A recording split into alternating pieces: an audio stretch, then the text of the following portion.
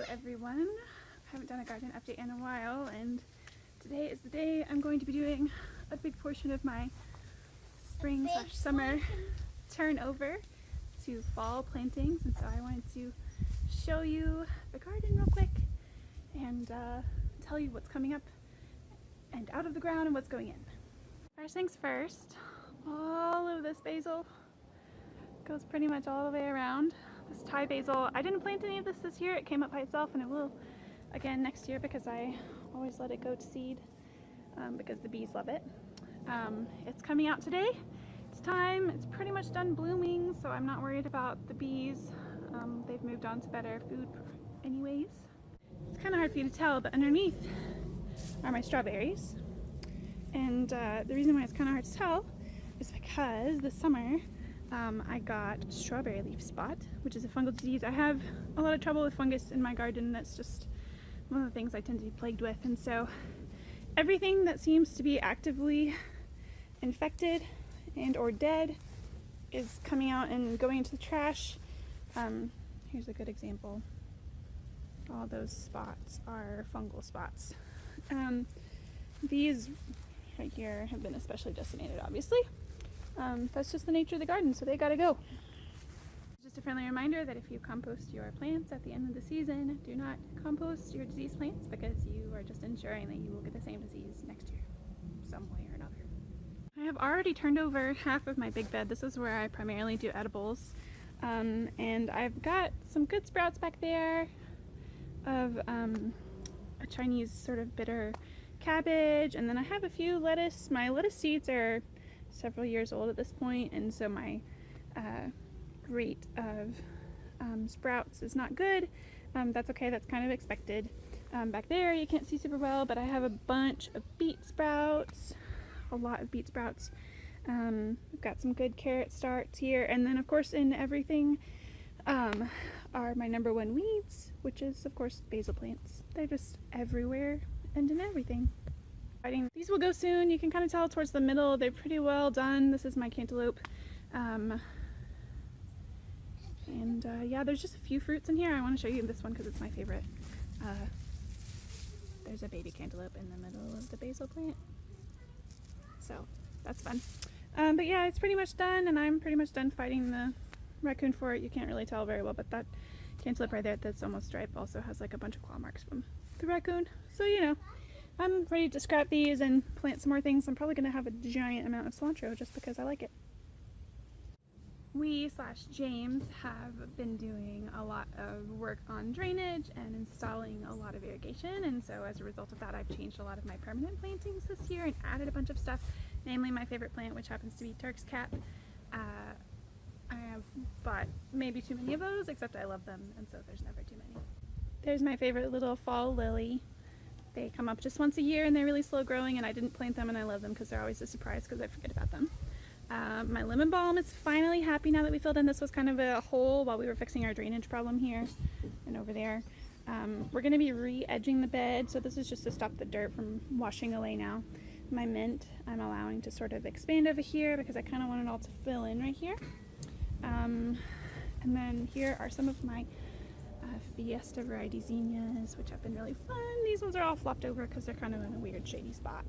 And then what I'm doing a lot of is a lot of Turk's Cap, and then this is Purple Heart or Wandering Jew, and then another Turk's Cap. This is your standard red Turk's Cap. These are what's called Big Mama Turk's Cap, which is a hybrid variety that's mixed with the tropical, so the blooms are about 30% bigger.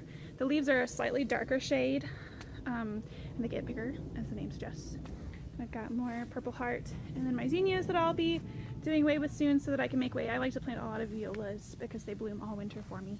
I already devined my trellis, so I had Asian long beans and cucamelon. My cucamelons didn't really make very well, but they were crawling all over my okra and zinnias and just sort of causing trouble. So for something that's not producing, I decided I was pretty much ready to be done with that. These I planted, they were hand-me-down seeds. They're really fun. Yosha, and I'll be collecting seeds. They make seeds on the side of the paddles, and they're just about ready, especially these ones where they're turning white. I'll collect those here soon, especially since something's chewing on the leaves. But I love them because they're pink all the way down the stem, so they make real pretty flowers for vases. I'm pretty much just waiting to collect some seed from that one, and then I'm gathering okra as they come. I'm probably going to leave these because I don't need the space. It's not a huge area. So I'll leave my okra, and I'll leave a couple of these zinnias because the hummingbirds really, really, really love them, and I like them too. So I'll keep those, but these will be gone. So this over here was the dirt pile corner, and then it was barren. And right now it still looks pretty barren, but here, these are all free plantings because I rescued these from my front flower bed where they were being completely overgrown by Turk's Cap and Lantana, which is super happy up there. So I have two varieties. These are two different varieties of sages here.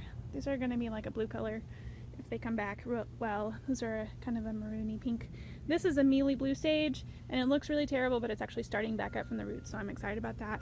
And then I have more purple heart that was in an area that was way too shady for it, and so it was just practically hardly purple anymore. And then those are sunflowers from my birdseed, but planted in here and just now starting to sprout are lots and lots of wildflower seeds. So those should come back. I just need to get some sort of edging to keep and ensure that the grass doesn't overtake this while I get this to grow.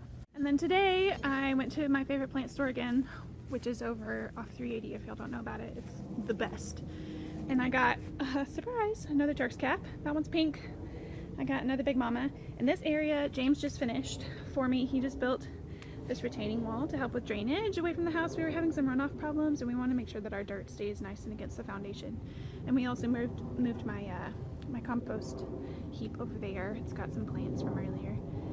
And so let me just go ahead and show you this area. So I'm going to plant more Turk's Cap over here because I love watching the hummingbirds come and enjoy them. And they're just really easy. They love shade, they love sun, they're okay with a lot of water, they're okay with drought, they're great. I just got these. These are a particular type of sedum called John Creep sedum. This is a new plant for me, but I'm super excited about it because it's good with traffic, which this is a step technically. So I'm going to plant these here because they can be stepped on, and they're not very tall. They only get to be a couple inches tall. Here's a nice plug for my favorite nursery here in town. If you haven't been there, go there. The people are great. Their hours are weird. So worth it though. They have the best stuff. I have wildflowers planted here already. I'm going to plant more right here because I didn't plant this area yet. This has wildflowers too. This is going to be a mulch pathway that we've just outlined right now. Here's my compost. This is cool. This is called Fall Obedient Plant. And it's called Obedient Plant because you can position the flowers and they stay there, which is kind of nifty. They're cute. They're nice nectar plants for fall, as the name would suggest. And they are tolerant of shade, which this area obviously gets a fair amount of it. This is called Pigeonberry, which I also found at said favorite nursery, and it's a unique plant. Let me see if I can get in some better light, because it blooms and berries all at the same time, which is very unusual. Most plants sort of just bloom and then berry and then they're done, but this one has lots of berries and lots of blooms all at the same time. It's kind of a sprawling plant, and just to tell you how big my moonflower bush is now, when I planted these three, they were not covered up. Now they are. So the purple flowers are hyacinth bean. Underneath the hyacinth bean is a lot of moonflower vine, which is, you can kind of see that there's a white bud right there. That's a moonflower that bloomed last night. And this is moonflower bush, so they both bloom at night. The flower shapes are not dissimilar, but the shape of the plants are obviously quite different, and the leaf too. I have rocket larkspur wildflowers planted here. These are two more Big Mama Turk's Caps because I love them, and I'm really excited about this area. You can only really see this area from our dining room, and then if you walk back here, but I feel like it's going to be one of the prettier spaces that we have. Here's a wildflower seedling that's already started growing really well. Most wildflowers, probably at least 90% of them, require full sun. And so the ones that I have planted say that they are okay with part shade, which is about what that area gets. It gets a decent amount of sun anymore. It gets a lot of indirect sun, but it also gets a lot of shade. So I have planted wildflower seeds that specifically say that they're okay with a little bit of shade. And because wildflowers are pretty tough, what grows will grow, what won't, and that's okay. It's not like I have a problem buying more plants or seeds. It's fine. One more thing before I pull them up. These are scarlet sage. I bought these last year and I did not plant them again this year, and they just came up everywhere. And this one I pulled up from another flower bed and planted it there. Same thing with that. All this except for the moss rose I borrowed from other areas of my garden. And I'm leaving at least one of these again until the hummingbirds migrate because they love it. But I have started turning over most of my patio planters. I'm going to leave this until it blooms a little more because it'll probably be good for seed. But like this I have planted with some seeds. This you can see there's a seed in there. I'm probably going to pull this one. I don't know, it's so big. It's just, that's literally one plant. Isn't that crazy? It's huge.